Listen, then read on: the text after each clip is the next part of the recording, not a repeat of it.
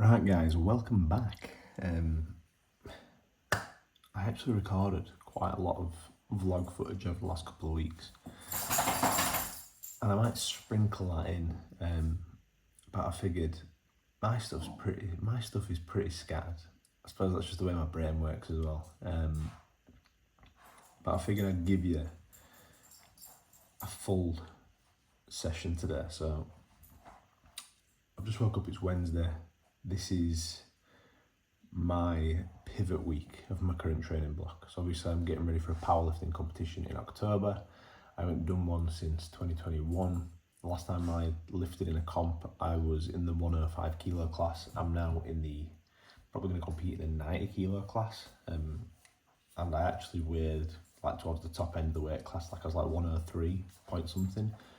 Whereas this time I'm like, I think right now I'm like 85. So I'm like 5 kilos away from being the top end of the 90 kilo class.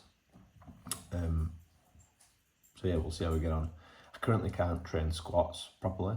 I can train deadlifts just about, and I can train bench fine. So we are definitely not the strongest we've ever been. But we're going to get stuck in. We're going to use that as a target to hold me accountable to make sure I'm even more on top of my shit regarding like rehab, movement prep, sleep as best I can. I was actually up 3 times last night with Florence. But yeah, that's what we're going to be doing. Wasn't too bad, make it out like sleep's terrible. She just came in, put her back to bed. So, first things first, I get up at 6:30 now. This is my current routine since we've got the garage gym. Get up at 6:30, do about 750 milliwatt. We do about 10 grams of creatine. Who's my loose? Shut up. 10 grams of creatine, 5 grams of glutamine. Creatine, think performance, both physically and cognitively. It's like for your muscles and your brain. L-glutamine, more so for digestion than anything else. Does have some benefits on your immune system too, but I mainly just take it for the digestive benefits. I'll drink that. I usually have an electrolyte dissolvent in it, whereas I've just run out. I'm a slack bastard, and we don't even have any pink salt, so I just ran out of that. So this is like super unorganised of me. Definitely not the usual. So I just put a bit of table salt in, which isn't normal, but we want to get some sodium in first thing, because this is going to help with performance, pumps, and also help getting carbohydrate to the muscle. So it's just makes you train better, okay?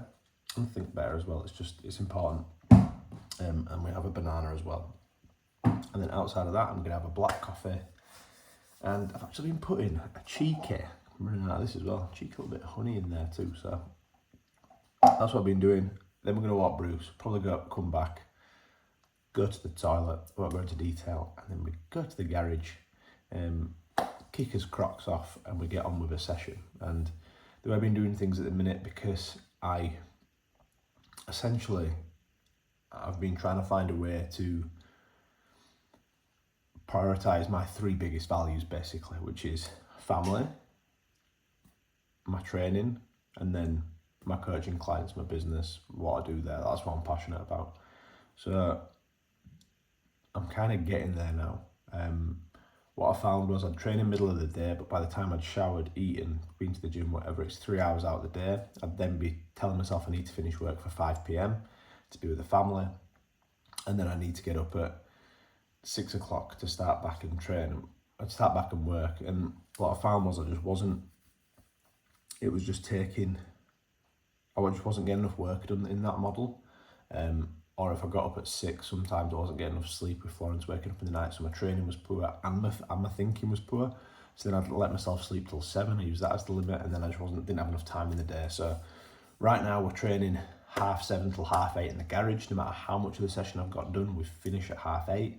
And then if I need to finish off more of the session later, well, I'm in a very fortunate position now where I've got the garage gym, so I can literally just, on my lunch break, I can just literally walk in. If it's going to take me a maximum an hour to finish off the session, that's fine. And it's taking less time out of my day than when I was training at the gym. So that's what we're working with at the minute. I've been doing it this week. I'm feeling class off it. So yeah, let's drink this sucker here.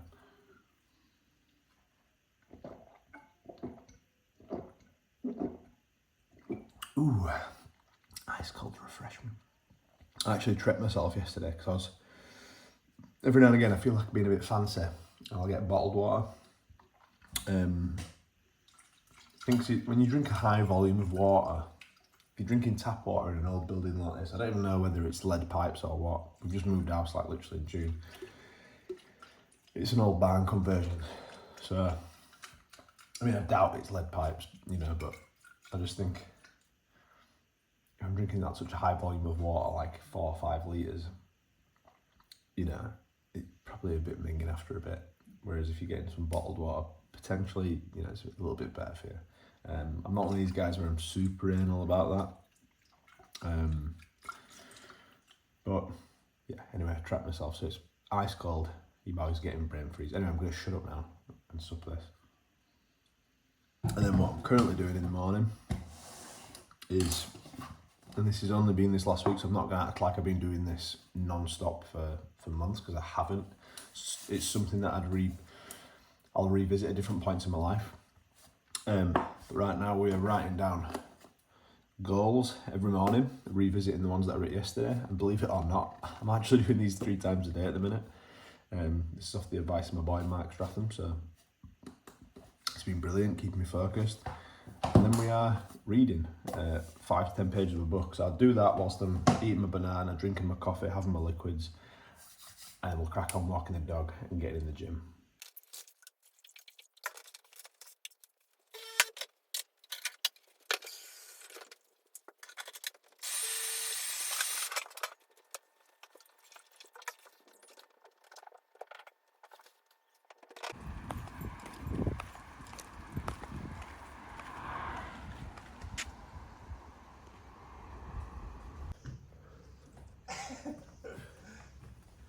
I did not. Ah, didn't know. I'm recording the tubes. Ah, sweet. The microphone's on. You still warming up? Yeah, I'm behind schedule. Ah, perfect. But Bye, I'm finishing bye. on time.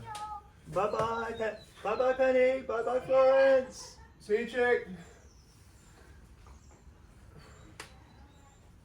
So, for those that are watching, with it being early in the morning and doing powerlifting style training, if anyone's tried doing that before over the age of 30, probably feel like your back or your knees or some form of joint is going to snap in half. So, unless you're really blessed not to feel like that. So, I always make sure I take extra time warming up during the morning, which does mean we're not able to get as much through the actual session with there being a time limit on it. However, I'd rather it be like that and not spacker myself, rather than missing this part out and spackering myself. So, hence why I'm doing all this. I won't go into it all today, as we just need to crack on. But yeah, that's why. Fish eye thing. Yeah, it looks weird. Makes you look weird, doesn't it? Right, so because I was 6 minutes late into the garage this morning, and what was my other excuse? I ain't got one. Florence? Nah, it's not an excuse. Can't blame your daughter. That's pathetic. Yeah, essentially we're probably just gonna have time to do sumos. It's 8:10. I got to be done at 8:30.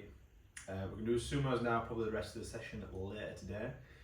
As you can see, I've got some deadlift socks on. No, I'm not playing 5-a-side after this, before the comments. Typically I actually just wear barefoot in the garage, but because we've got this super aggressive power bar, which is an Elite FTS power bar, I haven't deadlifted with it yet. It's fresh, it's brand new. It will rip my shins to fuck. It's probably going to still rip my thighs to fuck on sumos, so looking forward to that. I am actually going to be getting a deadlift bar though. I should be swapping one with Mr. Nathan Cornish. Shout out Mr. Cornish, Mr. Big Dog with the big dogs. So yeah, hopefully from next week I can just go back to being barefoot for a bit because I fucking like it.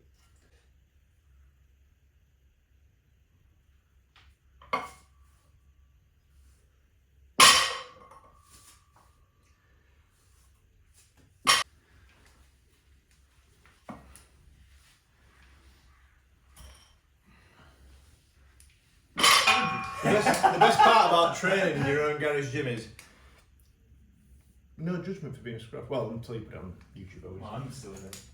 Nice, yeah, true. Need some cussing out, keep me honest.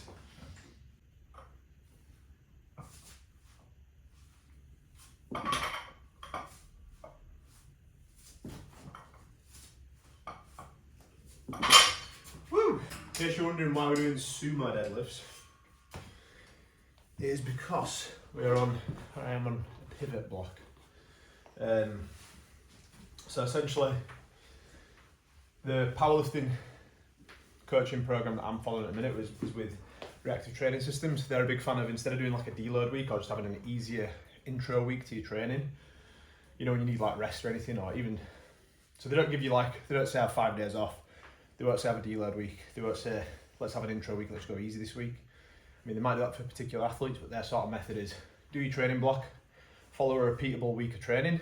When you need to have that easier week, you do what's called a pivot week, where it's 1 week of training typically, where you'll do movements that you don't typically do. So if you usually conventional deadlift, which is with your feet close together, you'll do a sumo. If you usually low bar squat, you'll do high bar. Bench with your feet on the floor typically, you'll bench with your feet up, or some kind of variation. So that's why we're doing this, trains muscles that you don't typically hit in your regular training, which is supposed to help with longevity as well. And yeah, give yourself a bit of a rest from the heavier load, and we should do less sets as well on this day. That's probably sound like a brief.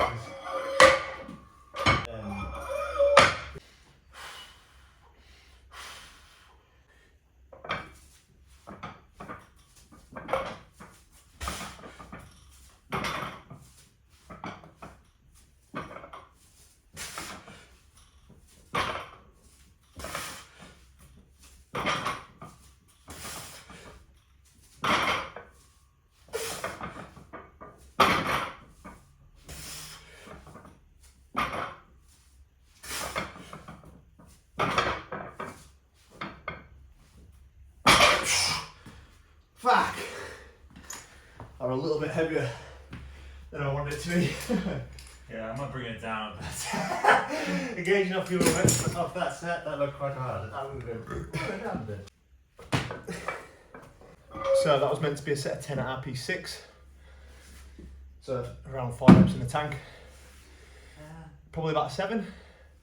I mean, if I really dig deep, probably could have done 4 more. So, but yeah. I'd say any heavier and that'd have been stupid. I think that'll bob on. Last time I did these was pre-holiday.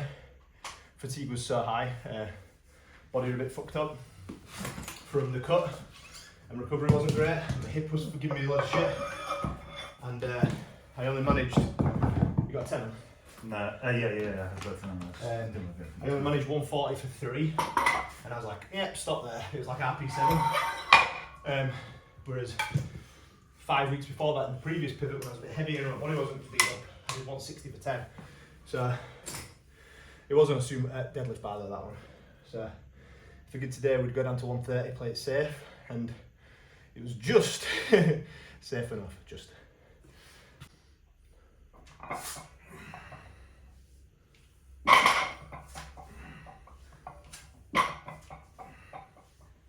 The beauty of it is as well, I don't mind breaking my training up now. I actually quite like it, it got me excited because I was like, I just saw it as a fun thing. I'm like, that's exactly what Australian strength coach used to do. He used to do like his compound. He used to do like come and do one thing and then come back later and do the other session. I'm like, that's so cute. So I actually like, it made it like, it's like fun for me to do it like this as well.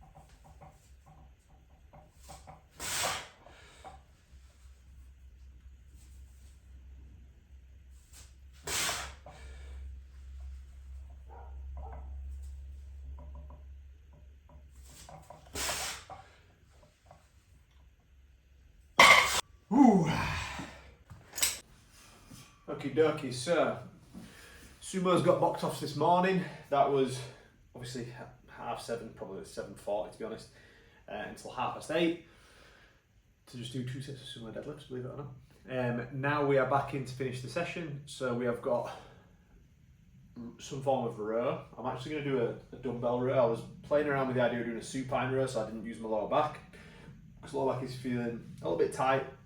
I always come to these pivot weeks and I always feel like I need it. So usually the odd thing might be a bit achy. This morning my hip was pretty achy on them sumo deadlifts. Probably about a 3 out of 10 pain at the worst, which means it's like just on the verge. If it was any more painful I wouldn't have done them, to be honest. Yeah, that's normal when I'm in this sort of block in a minute with the stuff that I'm carrying in my lower half in terms of niggles.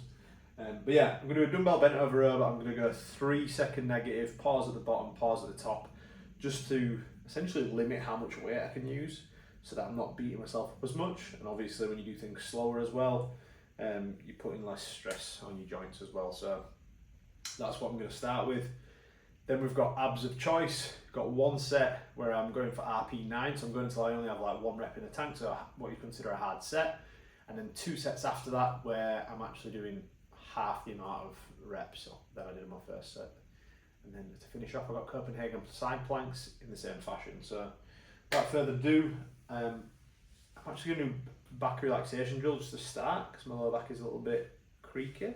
And then, to be honest, I think I'm just going to get straight into it, but just really start light with my warm-ups and do a lot of reps so I get the blood flowing that way. I've also just walked Bruce. I made sure I walked him quite briskly and I had quite a big jacket on, so I felt to make sure I was essentially warm by the end of it. So yeah, let's get it.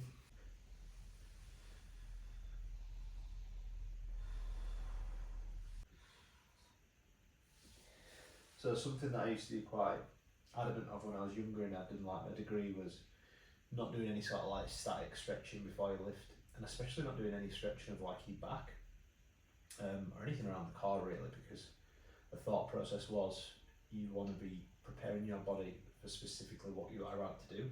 So when you're lifting weights, you actually want your back, your core, everything here to be quite like stiff and rigid. You don't want to be you don't really want to be training it to be like flexible and pliable and things like that. So that was the sort of thought process. But as I've sort of gone through lifting for over 10 years and learning what I've learned and things like that, the answer for most of this shit lies somewhere in between. Like you'll notice if something's like in pain and I can get it out of pain by doing something like this, and therefore that allows it to move correctly, then I'll do it.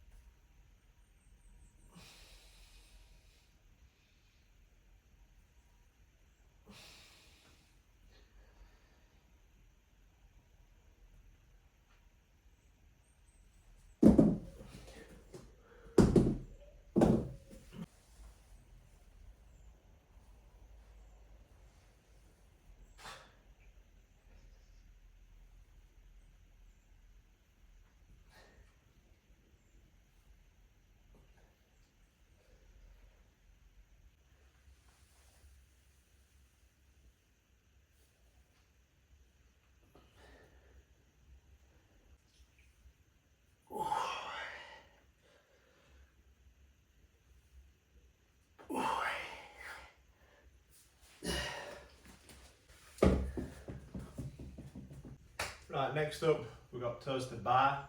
It's actually meant to be hanging leg raises, but believe it or not, I just found out I can do toes to bar, which I didn't even know I could do. Accidentally found out because I'm actually, this rack I think is 7 foot, or 6.5, 7 foot, something like that. It's actually too short for me to do straight leg hanging leg raises without bending my feet, bending my knees a little bit at the bottom. And just accidentally ended up just going too high on like my second rep. So the rest of the set I just actually did toes to this bar here, which is like that in front. So there's an accidental PB. I did 6 reps, felt like I had one in the tank, 1 or 2. So now I've just got to do 2 more sets of 3. So I'm going to have a decent sized rest, considering the strength rep range. It's quite difficult to recover from that by just doing like a minute or so.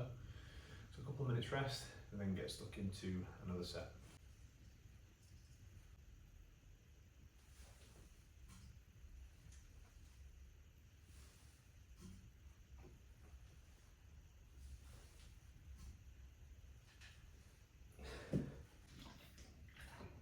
obviously, the worst thing you can do as a PTR coach is egotistically do these topless like a twat, just to show that you've got some kind of visible abs. That's just like pure ego move. Literally just twats that do that.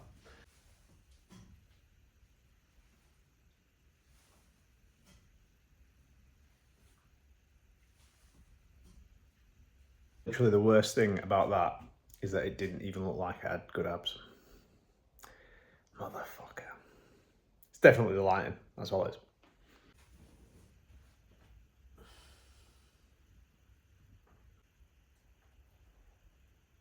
Oh, fucking Jesus.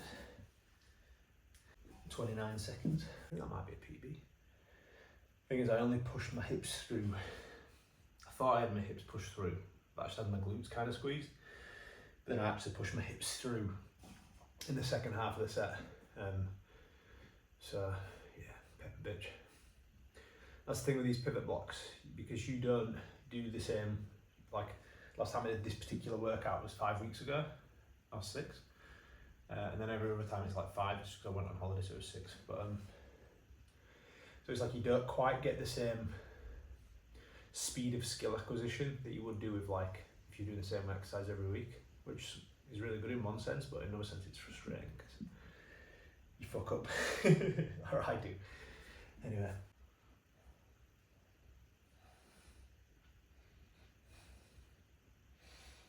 Right, that's pivot block session 2 of 3 boxed off. Went okay. Excited to see how my body responds to this shockwave therapy I'm getting with my boy Nick on the hip. Quad is feeling good this week. I couldn't feel my quad at all on sumo deadlifts. I don't typically feel it on conventional deadlifts either, the pain. I only really feel it in like the deep squat position, so I feel it on squat there. And we didn't let that go above a 3 out of 10 this week. So I kept it in that range where it's more likely to be therapeutic than painful. But sorry, not painful, because it is painful, than negative. We're transitioning to 2 lower sessions a week rather than the lowers sprinkled out amongst the week to see if that helps with recovery between sessions. And we're not going too crazy with the amount of deep squat work. In fact, I've seen the next block and it's literally comp squats on a Monday, and then on a Thursday it's deadlifts and then leg press, but it's like a deadlift stance leg press, which is like half the range of motion of like a deep style regular leg press that I might do. It's gonna be weird driving to the gym just to do like 1 or 2 exercises, because I'll probably do deadlifts in the morning here, but yeah, that's the plan. Stay tuned, let's see how it goes.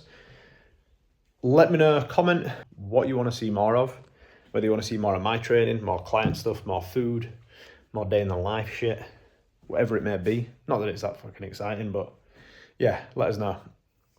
And thank you for watching if you made it this far. If you made it this far, comment below saying, what should we say?